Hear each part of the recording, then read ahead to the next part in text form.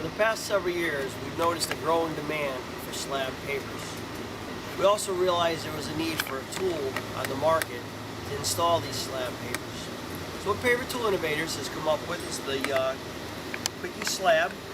It's a tool that, again, it's fully adjustable. So this will open up to a full 24 inches.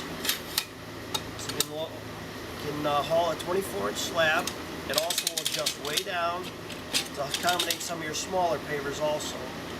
For today, working with the slab that we are, you're going to set your head tight against the one end and just latchet it tight. You can see the ratcheting system here. It's fully engaged, fully locked down now at this point. So now it's just a matter of picking the tool up. You've got your slab. Come over to your installation area. Again, you're going to try to lock it into two sides. Just butt it in there tight and simply let go. Again, E Slab by Paver Tool Innovators. Paver Tool Innovators with the E Slab also accommodates the tool to be used with a machine, an excavator.